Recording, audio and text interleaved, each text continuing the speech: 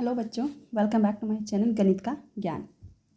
आज हम लोग पढ़ेंगे क्लास 9 का हीरोन का सूत्र। ये एनसीईआरटी की बुक है, क्लास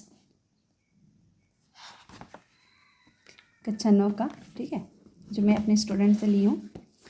तो इस बुक में अध्याय 12 में चैप्टर है, अध्याय 12 अध्याय है। और इस अध्याय में हम हीरोन के बारे में पढ़ेंगे, हीरोन के सूत्र के बारे में पढ़ेंगे। आगे देखें कि हीरोन का सूत्र का यूजेस कहाँ है, ठीक है। चलिए स्टार्ट करते हैं। यहाँ आपके किताब में देखिए एक भूमिका लिखा हुआ है, इसे पढ़ना बहुत इंपॉर्टेंट रहता है। बहुत सारे बच्चे इस चीज़ को स्किप करते हैं कि चलो इसको नहीं पढ़े, लेकिन ये पढ़ना बहुत ज़रूरी होता है। आपका एक कॉन्सेप्ट क्लियर होगा, ठीक है। तो पढ़िए चलिए। तो यहाँ लिखा हुआ, आप पिछली कक्षाओं में विभिन्न आकारों की आकृतियों जैसे कि वर्ग, आयत, त्रिभुज और चतुर्भुज के बारे में पढ़ चुके हैं। आप इनमें से कुछ आकृतियों जैसे कि आयत, वर्ग इत्यादि के परिमाप और क्षेत्रफल भी परिकलित कर चुके हैं। उदाहरणतः आप अपनी कक्षा के कमरे, आपका क्लास जो रहता है उसका कमरा का जो नीचे का फर्श होता है, ठीक है, फर्श का क्षेत्रफल और परिमाप ज्ञात कर सकते हैं। तो ऑब्वियसली आप क्लास 8 में पढ़े होंगे कि वर्ग क्या होता है, ठीक है, आयत क्या होता है, त्रिभुज क्या होता है। तो इस सब के बारे में भी पढ़े होंगे। देखिए, वर्ग जिसकी चारों भुजाएं क्या होती है, बराबर होती है। क्या होती है? चारों भुजाएं, ये भुजा, ये भुजा, ये भुजा और ये चारों, पहली भुजा, दूसरी भुजा, तीसरी भुजा, चौथी भुजा, चारों क्या होती है, बराबर होती है। उसके बाद क्या है? आयत। ये क्या है? आयत।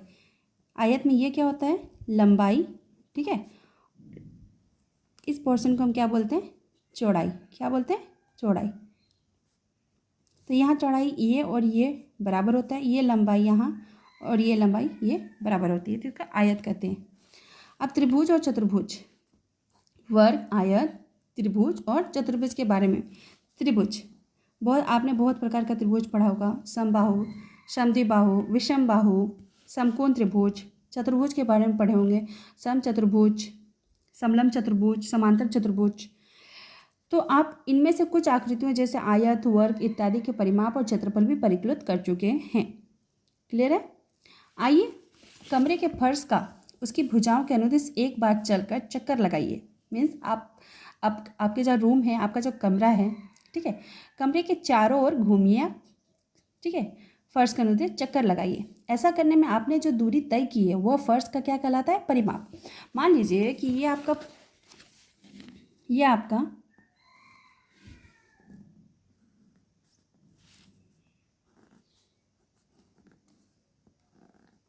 कमरा है, ठीक है, ये कमरा है। आपको यहाँ से स्टार्ट करना है, यहाँ से चलते आना, यहाँ से कमरे के चारों ओर चक्कर लगाना है, ठीक है।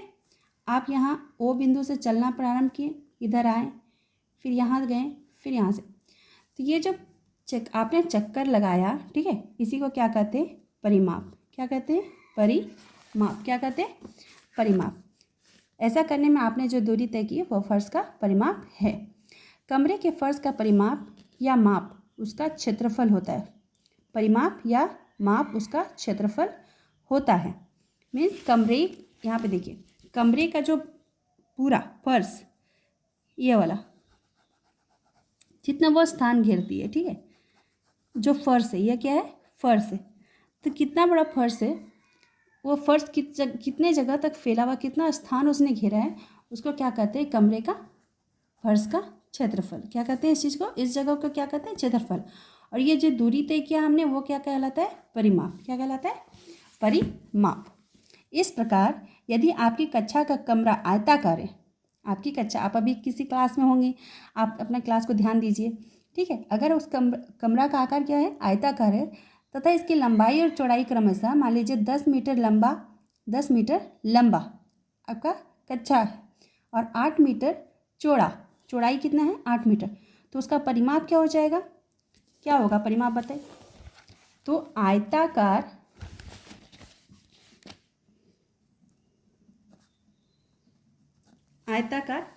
कमरा है आपका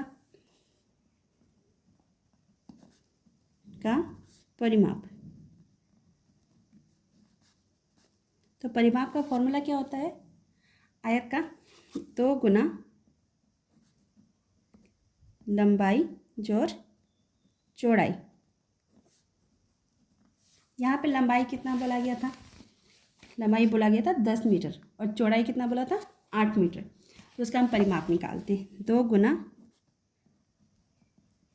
10 जोड़ 8। चलिए इसको सॉल्व कीजिए। 10 और 8 18, 18 दूनी 36। ठीक है, 36 मीटर। ये मीटर में दिया हुआ था इसलिए मीटर हो गया। तथा उसका क्षेत्रफल। अब आयत का क्षेत्रफल क्या होता है बताइए? आयत का क्षेत्रफल, आयत का क्षेत्रफल लंबाई गुना चौड़ाई। क्या होता है? लंबाई गुना चौड़ाई। तो लंबाई कितना था? 10 मीटर और चौड़ाई कितना था? 8 मीटर। कितना हो गया?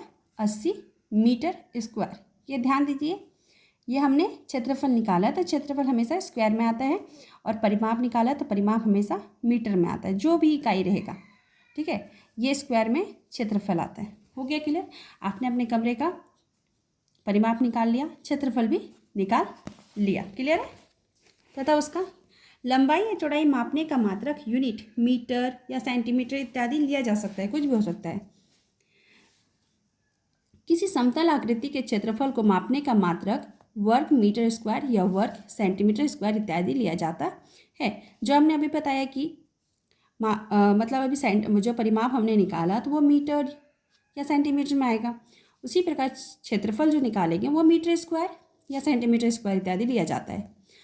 मान लीजिए आप एक त्रिभुजाकार बाग में बैठे हुए हैं। त्रिभुज के आकार का एक बाग है, गार्डन है। ठीक है, आप इसका क्षेत्रफल किस प्रकार ज्ञात करेंगे? अध्याय 9 और आपकी अपनी पिछली कक्षाओं से आप जानते हैं। क्या जानते हैं? त्रिभुज का क्षेत्रफल क्या होता है? त्रिभुज का क्षेत्रफल बराबर 1/2 आधार गुना ऊंचाई। 1/2 आधार गुना ऊंचाई। आप लोग पार्क गए होंगे, बाग गार्डन गए होंगे। अब सपोज दैट मान लीजिए कि वहाँ पार्क गार्डन का शेप क्या है? त्रिभुज के आकार का है। मान लीजिए इस तरह का त्रिभुज है, वो गार्डन है। ठीक है, वो गार्डन त्रिभुज के आकार का है। तो उसका हमको क्षेत्रफल निकालना है, तो कैसे निकालेंगे? तो हम लोग जानते हैं त्रिभुज का क्षेत्रफल बराबर 1/2 आधार गुना ऊंचाई। क्लियर है? हम देखते हैं कि यदि त्रिभुज एक समकोण त्रिभुज हो तो हम समकोण को अंतर्विष्ट करने वाली भुजाओं को आधार और ऊंचाई लेकर सूत्र का सीधा प्रयोग करके क्षेत्रफल ज्ञात कर सकते हैं। जैसे हमने ये बनाया, ठीक है, ये यहाँ पे ये 90 डिग्री का कोण बना रहा है। तो ये 90 डिग्री का कोण बना रहा है, ये गार्डन इस जगह पे 90 डिग्री का कोण बना रहा है। ठीक है, इग्नोर कीजिएगा थोड़ा फिगर को। ठीक है,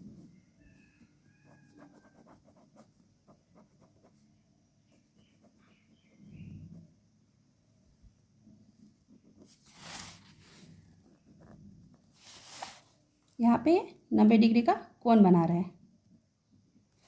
क्लियर है? ये गार्डन है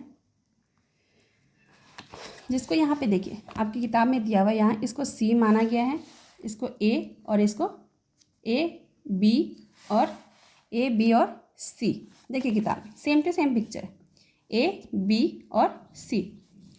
ठीक है, तो यहाँ ए सी कितना बोला गया है? ए सी 5 सेंटीमीटर। ए सी कितना है? 5 सेंटीमीटर। बी सी कितना है? 12 सेंटीमीटर। और ए बी कितना है? 13 सेंटीमीटर। देखिए इस चीज़ को ध्यान दीजिए। हम देखते हैं कि यदि त्रिभुज एक समकोण त्रिभुज हो तो हम समकोण को अंतर्विष्ट करने वाली भुजाओं को आधार, मतलब ये जो भुजा है, ठीक है, इसको हम क्या मान सकते हैं? आधार। ऐसी भुजा क्या मान सकते हैं? आधार। और ऊंचाई लेकर, और यहाँ जो है BC ये क्या है? ऊंचाई है। ऊंचाई लेकर सूत्र का सीधा प्रयोग करके क्षेत्रफल ज्ञात कर सकते हैं। उदाहरणतः मान लीजिए कि एक समकोण त्रिभुज ABC की भुजाएं क्रमशः 5 सेंटीमीटर, ये जो दिया गया है 5 सेंटीमीटर, 12 सेंटीमीटर और 13 सेंटीमीटर। तब हम आधार 12 सेंटीमीटर और ऊंचाई 5 सेंटीमीटर लेते हैं। यहाँ पे क्या लिया गया है? आधार को क्या लिया गया है? 12 सेंटीमीटर। ऊंचाई को क्या लिया गया? 5 सेंटीमीटर लेते हैं। ठीक है, ये आकृति देखिए, ये आकृति देखिए आप लोग। अब त्रिभुज का क्षेत्रफल निकालेंगे हम लोग। तो त्रिभुज का क्षेत्रफल क्या होता है? हमने अभी जस्ट यहाँ पे देखा कि त्रिभुज का क्षेत्रफल बराबर 1/2 आधार गुना ऊंचाई होता है। आधार गुना ऊंचाई होता है। तो हमने उसका मान बिठाया 1/2, आधार कितना है 12 और ऊंचाई कितना है 5 सेंटीमीटर में निकालेंगे इसका आंसर। तो कितना निकला आंसर बताइए।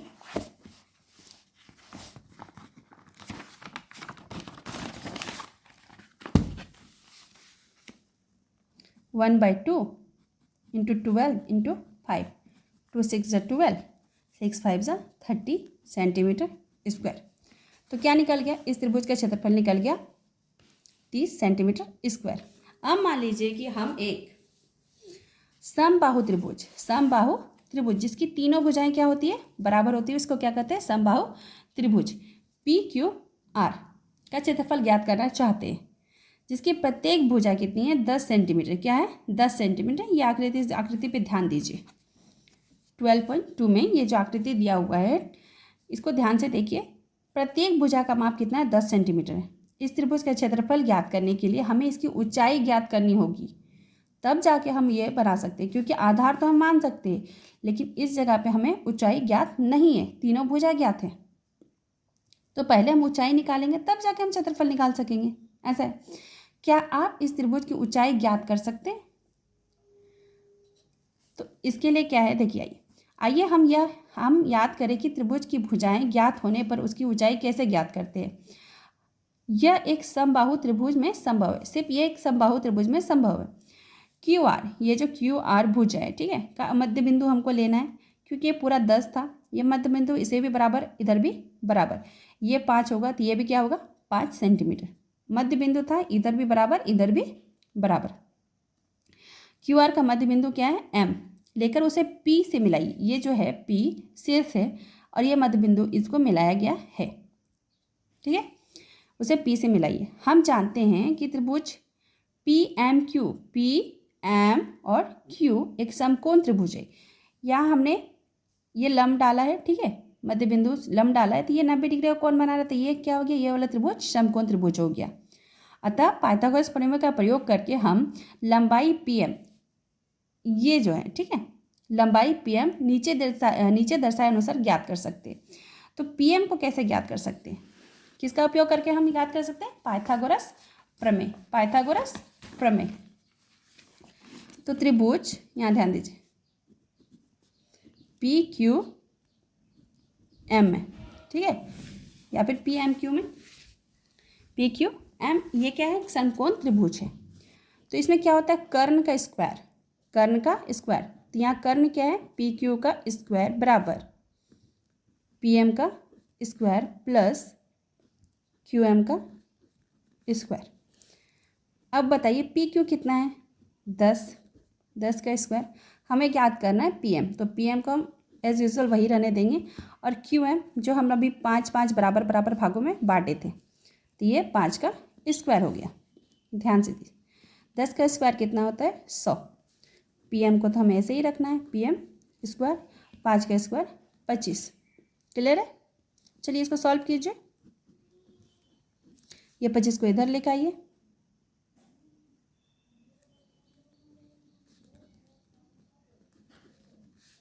कितना हो गया 75।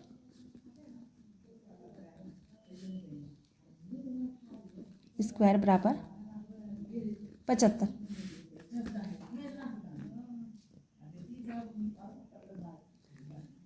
इस 75 को तोड़िए, ठीक है, 5 दिया 15। देखिए इसका गुणनखंड कीजिए आप, ठीक है, गुणनखंड कीजिएगा, ये रूट इधर आके वर्गमूल हो जाएगा 75 का। क्या हो जाएगा वर्गमूल हो जाएगा 75 का। तो इसको तोड़िए, 5 गुना 5 गुना 3, ये जोड़ा है इसलिए बाहर आ गया। अंदर क्या बच गया √3, 5√3 PM का मान निकला, ठीक है, 5√3 सेंटीमीटर। चलिए अब त्रिभुज PQR का हम क्षेत्रफल निकालेंगे। ये जो पूरा त्रिभुज था ये वाला, ठीक है, ये वाला त्रिभुज PQR का हमें ऊंचाई मिल गया, ठीक है। अब हम निकाल सकते हैं उसका क्षेत्रफल। तो 1/2 आधार गुना ऊंचाई, 1/2 इंटू 10 इंटू 5√3 इक्वल टू, ये सॉल्व करके कितना आया देखिए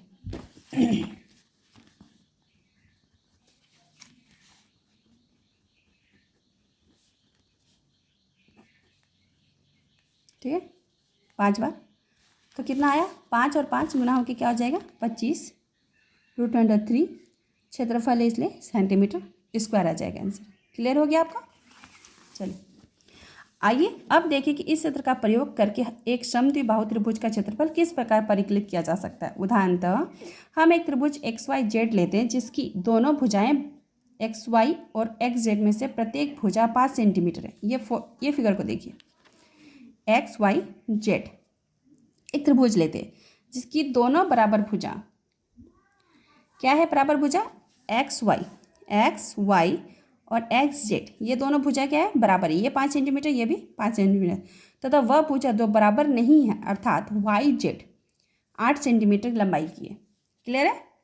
इस स्थिति में हम त्रिभुज की ऊंचाई जानना चाहते हैं, इसलिए हम X से भुजा YZ पर लंब खींचते हैं।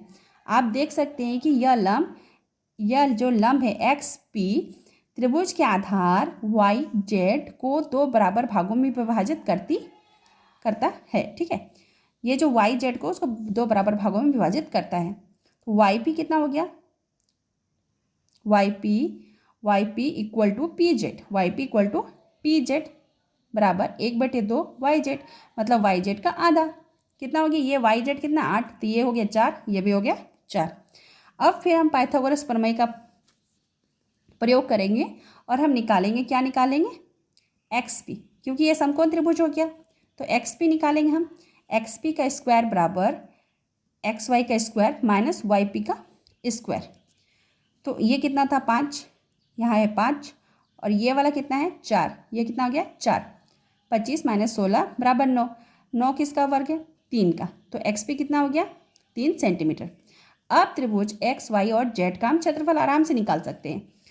तो त्रिभुज XYZ का क्षेत्रफल हो गया 1/2 आधार गुना ऊंचाई। आधार यहाँ क्या है YZ, और ऊंचाई हम जस्ट अभी निकाले XP। 1/2 आधार कितना है 8 और ऊंचाई कितना है 3। 2 का पड़ा में 8 कटेगा, 2 चौके 8, 4 तिया 12 सेंटीमीटर स्क्वायर। कितना हो गया 12 सेंटीमीटर स्क्वायर। अब मान लीजिए कि हम एक विषम बाहु त्रिभुज, अभी तक हमने कौन कौन से थे, समद्विबाहु त्रिभुज और समबाहु त्रिभुज। ये कौन सा त्रिभुज था, समबाहु त्रिभुज था, और ये वाला क्या था, समद्विबाहु त्रिभुज का निकाल लिया। ठीक है, अब क्या है, हमको एक मिला है विषम बाहु त्रिभुज जिसकी तीनों भुजाएं अलग अलग है। ठीक है, तीनों भुजाएं अलग अलग है परंतु ऊंचाई ज्ञात नहीं है। क्या आप अब भी इसका क्षेत्रफल ज्ञात कर सकते हैं। एक उदाहरण देते हैं, यहाँ पे दिया हुआ है, आपके पास एक त्रिभुजाकार पार्क है जिसकी भुजाएं 40 मीटर, 32 मीटर, 24 मीटर मापी गई है। आप इसका क्षेत्रफल किस प्रकार ज्ञात करेंगे, बताइए। सबका भुजा अलग अलग है, सबका भुजा अलग अलग है, ना ये समबाहु त्रिभुज है ना समद्विबाहु त्रिभुज, ये एकदम विषमबाहु त्रिभुज है।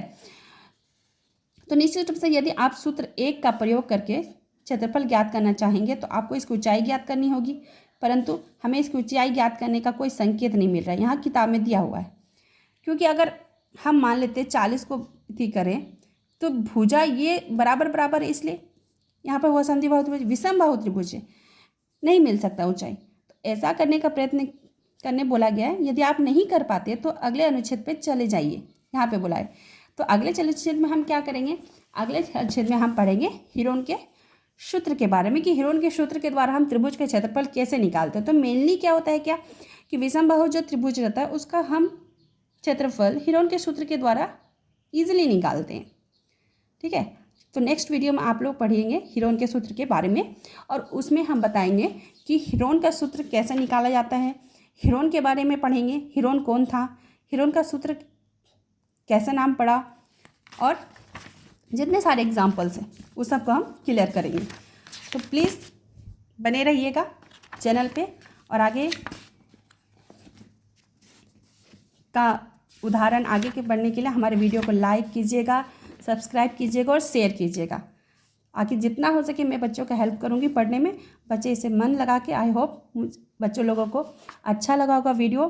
अगर अच्छा लगा होगा तो लाइक कीजिएगा, सब्सक्राइब कीजिएगा और शेयर कीजिएगा। Thank you so much.